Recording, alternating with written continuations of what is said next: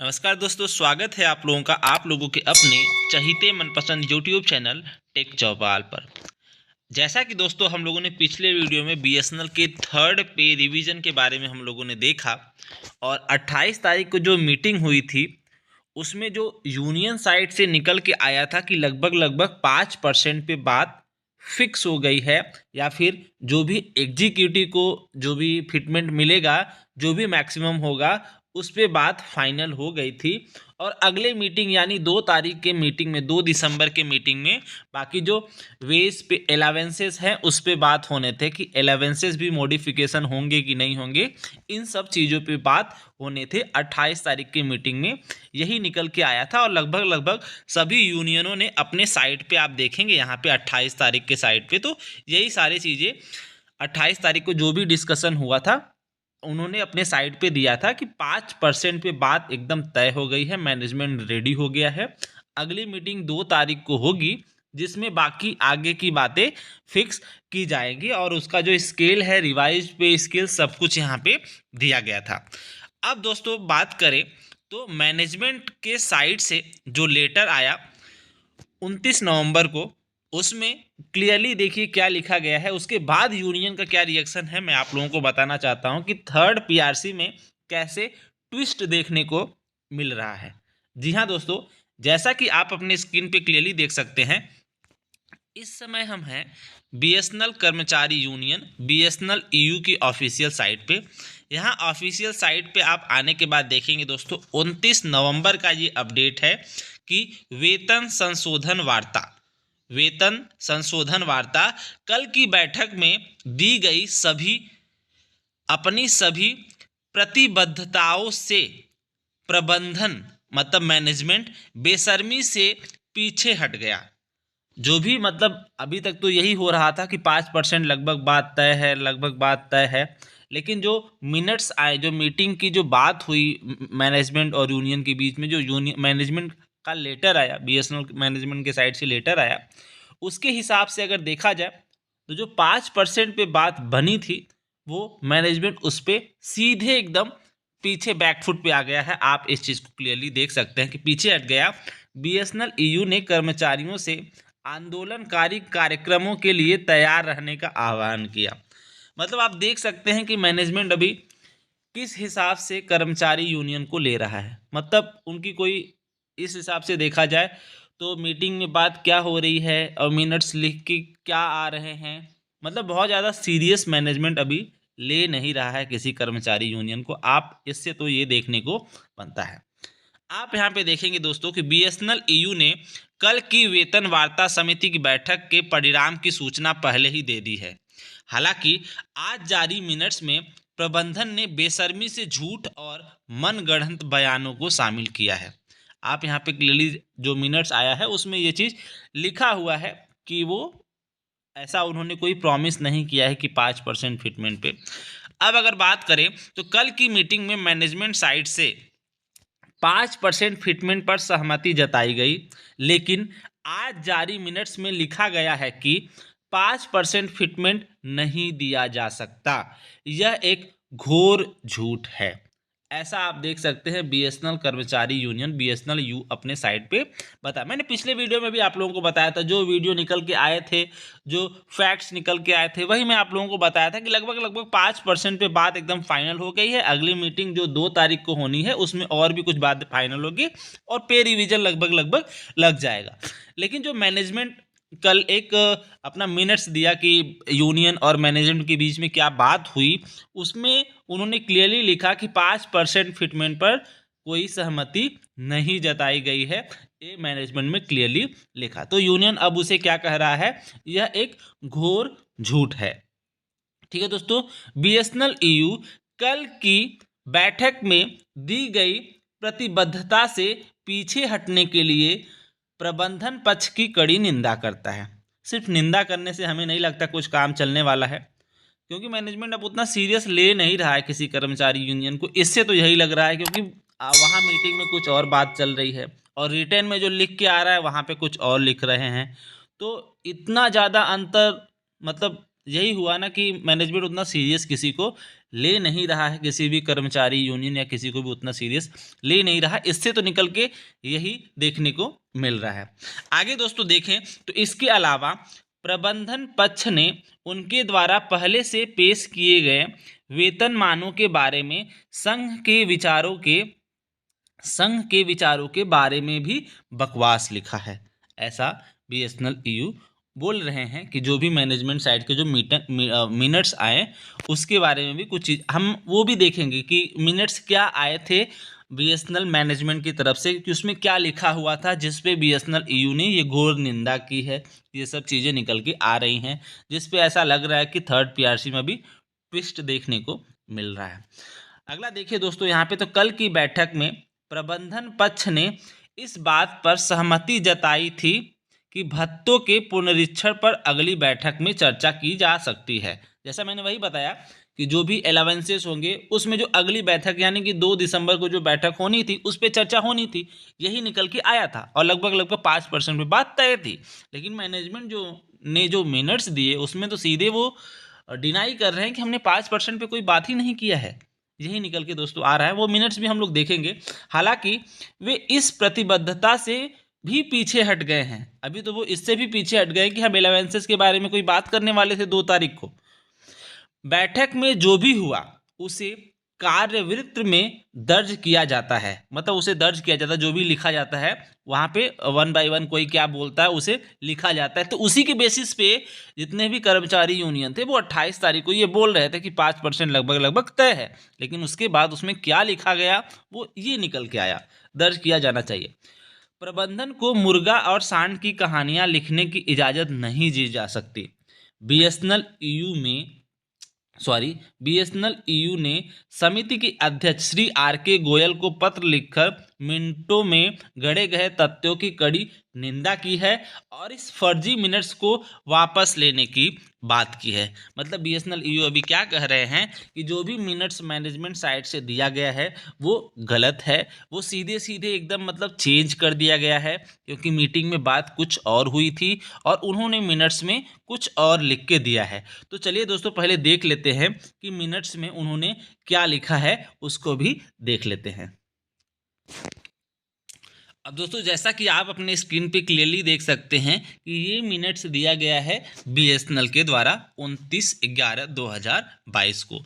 Record of discussion of the, जो भी वहाँ पे डिस्कशन हुआ था उसका यहाँ पे 28 तारीख को जो भी डिस्कशन हुआ था उसका ये रिकॉर्ड यहाँ पे दिया गया है। The 5th meeting of reconstituted joint committee was held on 28th November 2022 in the library room 6th floor Bharat संचार भवन जनपथ न्यू दिल्ली। मतलब कि यही 28 तारीख को 5वीं मीटिंग हुई वेज नेगोशिएशन कमेटी की। उसमें 6ठे फ्लोर पे मीटिंग हुई, उसमें ये लोग प्रेजेंट रहे। ऑफिशियल साइड से मतलब मैनेजमेंट साइड से श्री आर के गोयल जी प्रेजेंट रहे, सीजीएम सर, और श्री पीसी भट्ट जी प्रेजेंट रहे। जो भी प्रेजेंट थे सबके नाम यहाँ पे दिए गए हैं। और स्टाफ साइड से बीएसएनएल ईयू के, एसएनटीटीए के सुरेश जी, और फिर यहाँ पे एनएफटी के सभी लोग प्रेजेंट रहे। अब यहाँ पे आगे क्या क्या बातें हुई वो दोस्तों यहाँ पे लिखा गया। At the outset PGM sir welcomed the worthy chairman and all the esteemed participant from management side and staff side। मतलब सबका वेलकम हुआ, एक दूसरे से जो भी हुई उनका वेलकम किया गया। उसके बाद डिस्कशन क्या हुआ, पे स्केल पे क्या, ऐसा दोस्तों मैनेजमेंट बोल रहा है। कर्मचारी यूनियन तो कुछ और बोल रहे थे 28 तारीख को कि 5 तारीख को लगभग बात तय हो गई है। ठीक, 5 तारीख को लगभग बात तय हो गई है और 5% की बात लगभग तय हो गई है। और अब 2 तारीख को अलावेंसेस के बारे में बात होंगी, उस पर क्या मॉडिफिकेशन करने उस पर बात होना है। लेकिन अब ये मिनट्स आए हैं मैनेजमेंट की तरफ से, तो पे स्केल पे दोस्तों क्या बात हुआ वो मैनेजमेंट क्या बोल रहा है। न्यू पे scale proposed in meeting dated 3rd December 2021। 3 दिसंबर 2021 को एक नया पे स्केल प्रपोज किया गया था। एक नया स्केल प्रपोज किया गया था by management side were discussed 1 by 1 on the following broad principles. पहला, number of employ working in the pay scale, number of non executive stagnating in pay scale. To ensure that stagnation on existing pay scale is largely addressed, मतलब जिसका जिसका वो saturate हो गया है, मतलब stagnation जिसका हो गया है पे स्केल का, उसके बारे में बात हुई थी. Pension contribution in the linked to the maximum of the pay scale, so it should be judicially decided so as to reduce the, मतलब यही सब बातें हुई थी पे स्केल को लेकर के कि 3 दिसंबर को कौन सा एक पे स्केल प्रपोज किया गया था. उसके बाद minimum of the pay scale on which direct recruitment is there should be optimally designed. इन सब पे बात हुई. Union agreed that inflated maximum of the pay scale which did not benefit employees may be curtained. कुछ ऐसा ही है. The revised pay scale after detailed discussion were given to staff side. जो रिवाइज्ड पे स्केल था वो detail discussion के बाद staff side को दिया गया, मतलब यूनियन साइड को दिया गया. For seeking there comments regarding stagnation, anomaly, etc, so that new pay scale can be finalized by joint committee of wage negotiation in next meeting. मतलब जो रिवाइज्ड पे स्केल था उसको यूनियन को दिया गया जिसके कारण उस पर डिस्कशन हो सके और कुछ अगर बात हो तो अगली वेज नेगोशिएशन कमेटी में उस पर चर्चा हो. अब बात कर लेते हैं फिटमेंट की. Staff side demanded for minimum 5% fitment और at par with the fitment to be given to the executives on pay revision whichever is higher. ऐसा मैंने दोस्तों आपको पिछले वीडियो में भी बताया था कि स्टाफ साइड से ये बात लगभग तय थी. यहाँ पे ऐसा लिखा गया है कि स्टाफ साइड ने, जो भी कर्मचारी यूनियनों ने, उन्होंने डिमांड किया कि 5% फिटमेंट मिलना चाहिए या फिर जो एग्जीक्यूटिव हैं उनका जो भी फिटमेंट हो अगर वो 5% से ज़्यादा है तो हमें 5 वो दिया जाए या फिर मिनिमम 5% तो हमें दिया ही जाए. ऐसा दोस्तों स्टाफ साइड ने डिमांड किया था. अब उसमें मैनेजमेंट की क्या राय थी?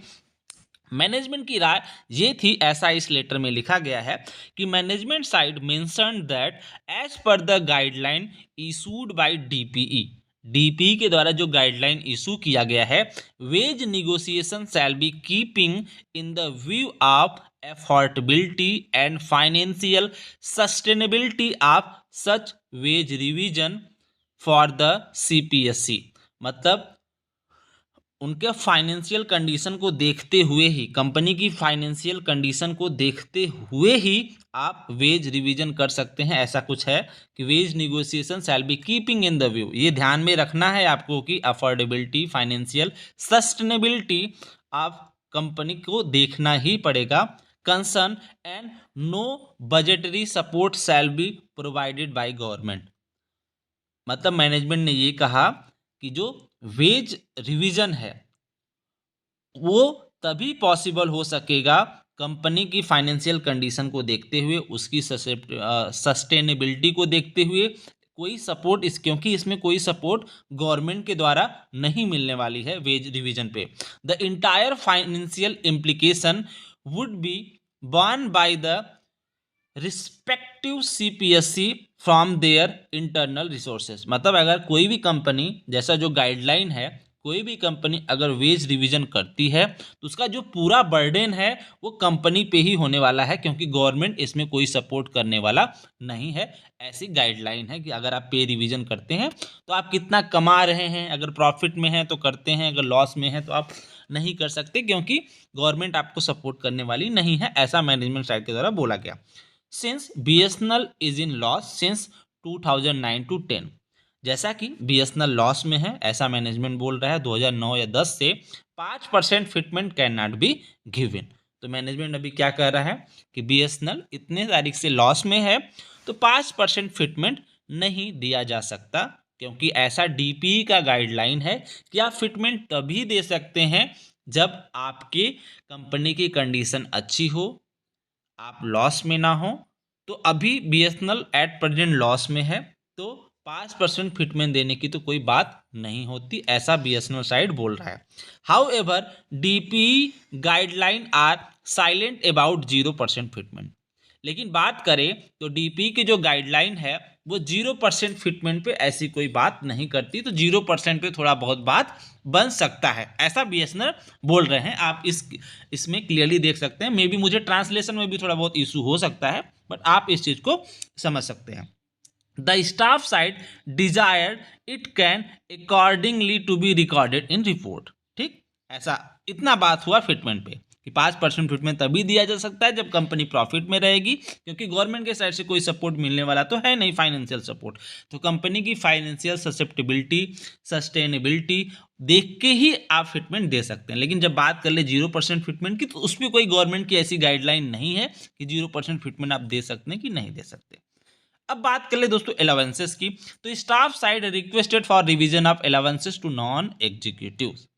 स्टाफ साइड ने दोस्तों रिक्वेस्ट किया अलाउंसेस के रिवीजन की, तो management side inform that wage revision even at 0% fitment if approved, अगर 0% फिटमेंट पर भी अप्रूव्ड होता है, will result in considerable financial burden. अगर 0% फिटमेंट पर भी वेज रिवीजन होता है तो कंपनी पर बहुत बर्डन पड़ने वाली है। Revision in allowances can be dealt separately. जो रिवीजन ऑफ अलाउंसेस है उसको हम बाद में देखेंगे, ऐसा मतलब उसको सेपरेट कहीं, उसको अलाउंसेस जो हैं उसको सेपरेटली हम उसको डील उस पर करेंगे। After basic pay scale and fitment are approved by component authority, मतलब कंपोनेंट अथॉरिटी के पास जो भी फिटमेंट है, बेसिक जो भी है, उसको अप्रूव करने के बाद हम लोग अलाउंसेस के बारे में अलग से डील करेंगे, ऐसा मैनेजमेंट साइड बोल रहा है। Staff side insisted that allowances must be discussed in next meeting. तो स्टाफ साइड ने कहा नहीं भाई, अलाउंसेस जो है वो अगली मीटिंग में डिस्कस होनी ही चाहिए, हम अलग से उसके बारे में कुछ बात नहीं करने वाले हैं। आफ्टर फाइनलाइजेशन ऑफ पे स्केल ऑफ नॉन एग्जीक्यूटिव, अगर नॉन एग्जीक्यूटिव का जो पे स्केल है वो अगर फाइनल हो जाता है तो हम अलाउंसेस के बारे में अगले मीटिंग में ही बात करेंगे, ऐसा स्टाफ साइड ने बोला। इस लेटर में क्लियरली लिखा गया है। The meeting concluded on a positive note, meeting यहाँ पे कंक्लूड होती है। This is issued with the approval of competent authority. तो आप देख सकते हैं यहाँ पे कि स्टाफ साइड के द्वारा क्या बोला गया, 5 तारीख को लगभग फाइनल हुआ था 5% फिटमेंट पे।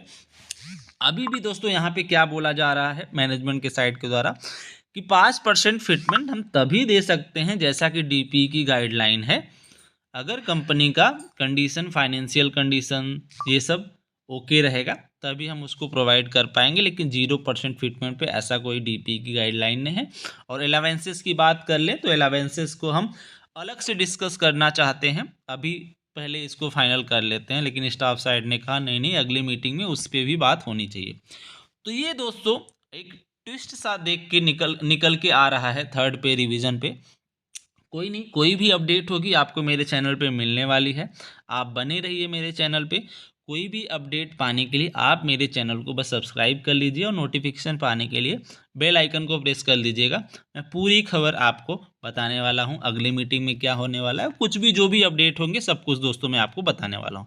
तो चलिए मिलते हैं अगले वीडियो में, तब तक के लिए अपना और अपनों का ख्याल रखिएगा। अगर आपकी कोई राय है, कोई विचार हो तो कमेंट सेक्शन में ज़रूर दीजिएगा। धन्यवाद दोस्तों।